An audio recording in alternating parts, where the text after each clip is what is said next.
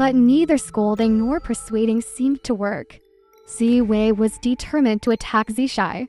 Zishai had already taken cover behind the table, where they had been eating.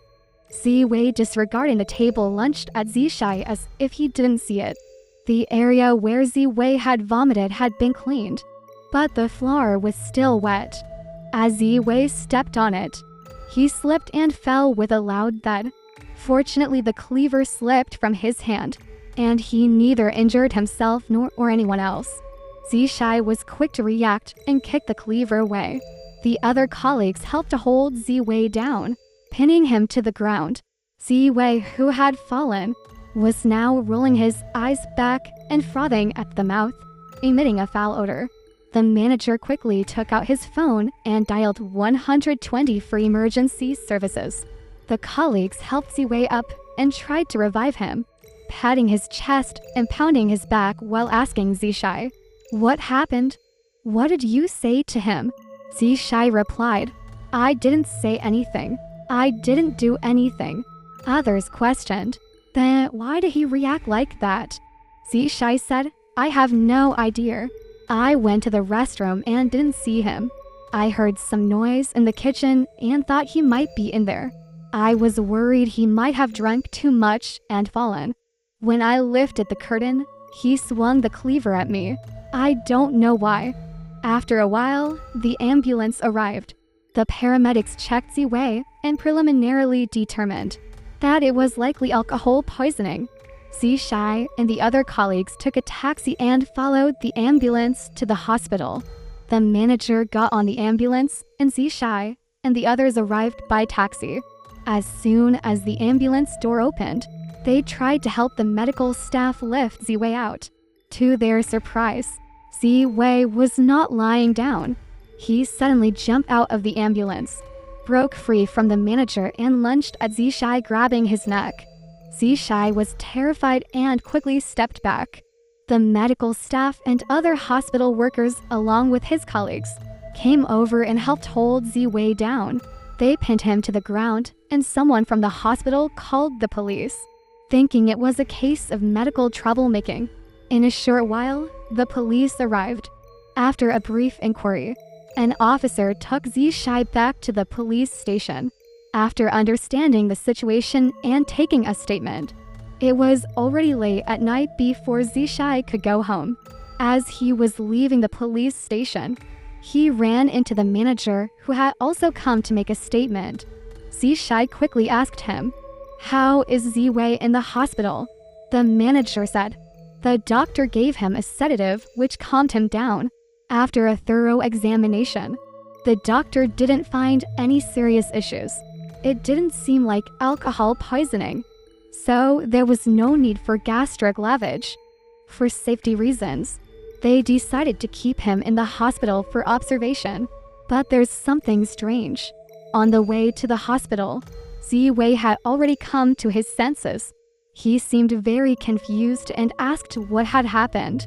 When the manager asked him, he couldn't explain much, just saying he had drank too much and felt very uncomfortable. He didn't know how he ended up in the hospital, but as soon as the ambulance door opened and he saw you, he went into a frenzy again, jumping at him as if he had gone mad. Zishai was also frightened.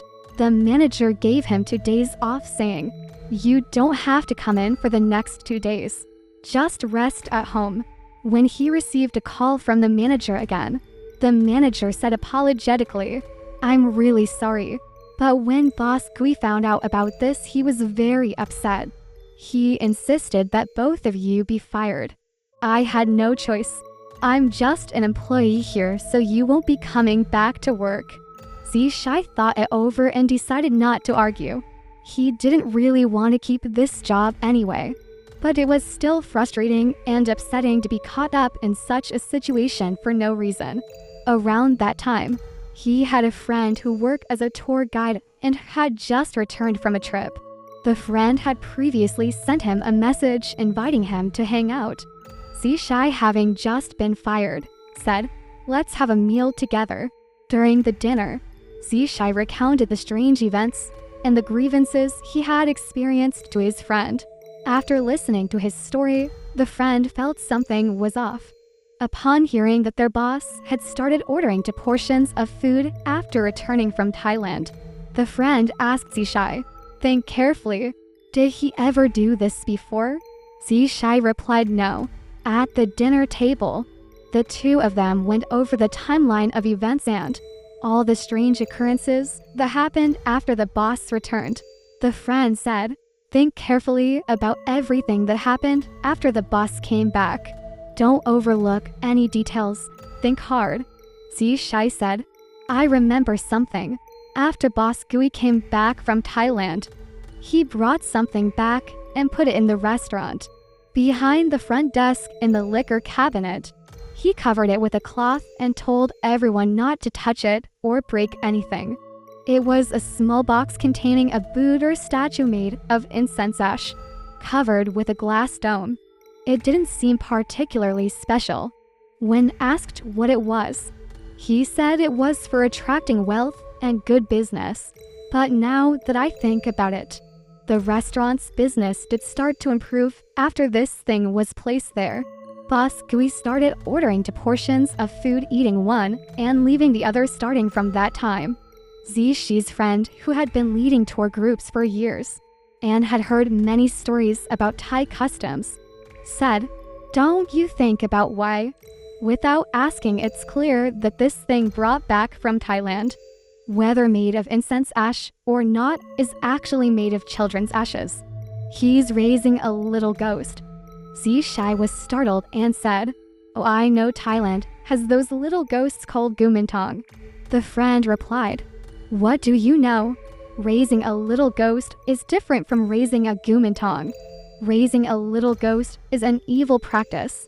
It involves collecting the remains of deceased children, processing them, and then using dark methods to trap the children's resentful energy into various objects.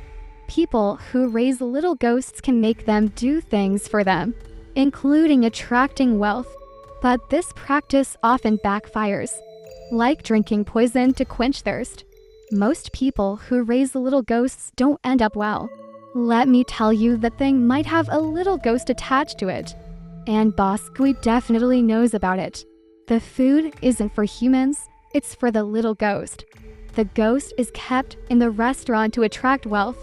But one night you saw its true form, that dark, dirty little child. That wasn't a begging kid, it was the ghost's true form. This kind of ghost is unpredictable and hard to control.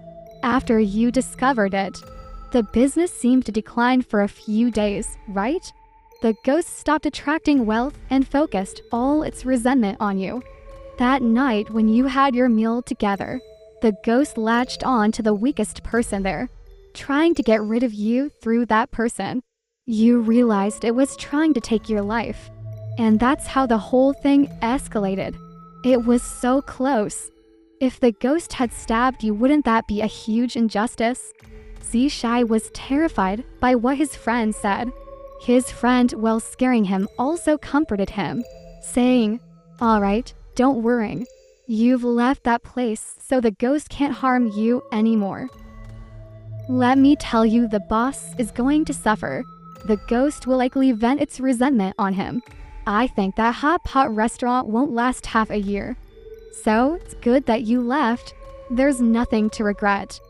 Zishai was genuinely unaware of all these intricacies at the time. "Hey, is this really true or not? Will I be in any danger in the future? Will it haunt me?" he asked. "All right. Don't worry. If nothing bad happened, you should be fine. Let me tell you, it's better to stay out of trouble. Don't go back there. In the future, don't have any more contact with those people," his friend advised. Zishai listened and never returned to that hot pot restaurant or Suzy Way again. Later, he found a new job at a different company. Over a year later, by a very rare chance, he learned from a former colleague that the hot pot restaurant had indeed closed down 6 months after he left. Initially, the business had plummeted, and Boss Gui, seeing the situation, disregarded everything and desperately sought more promotion from the influencer's platform. The platform suggested various ideas such as offering discounts and giving away food for free to attract customers. The employees were all complaining, thinking that giving away food for free wouldn't help the business at all. But Boss Gui believed in the platform's advice and started offering all kinds of discounts and free services. All the employees were very unhappy, but Boss Gui wouldn't listen to anyone's advice. In the end, he used all the money for goods and even the employees' salaries. Eventually, it was too late to turn things around, and the restaurant had to close.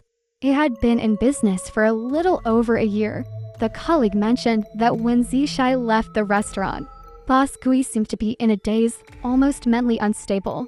Later, it was heard that Boss Gui had borrowed a lot of high-interest loans and, with no other options, not only lost everything, but also had to use a lot of his family's money to cover the debts.